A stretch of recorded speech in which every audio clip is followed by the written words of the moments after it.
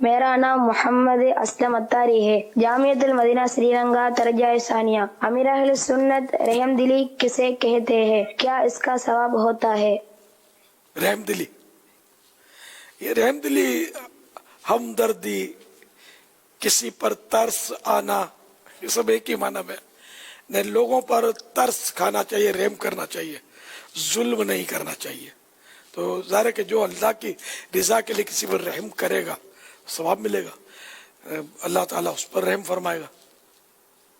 یہ رحم دلی ہمارے اندر واقعی آ جائے نا اپنے مسلمان بھائیوں کے بارے میں، تو ہمارا معاشرہ جو ہے نا یہ مدینے کی طرف اڑ نکلے، اتنا صاف ستھرا ہو جائے۔ لیکن گھر گھر میں اس وقت ظلم کی آندھیاں چل رہی ہیں، لڑائی جھگڑے اور ایک دوسرے کو ڈیگریڈ کرنا، برا بلا بولنا، ستانا، یہ ہے۔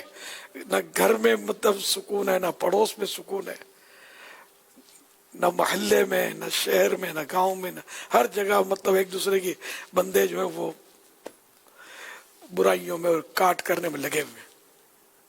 جبھی تو ہمارے گھروں میں امن نہیں ہے، جھگڑے۔ رحم دلی حقیقی معنوں میں ہم کو نصیب ہو جائے نا تو ہمارا معاشرہ درست ہو جائے۔ صلو علی الحبیب صلی اللہ صلی اللہ تعالی تعالی علی علی محمد۔ SMS کے ذریعے سوال ہے کہ منگنی میں اگر لڑکی والے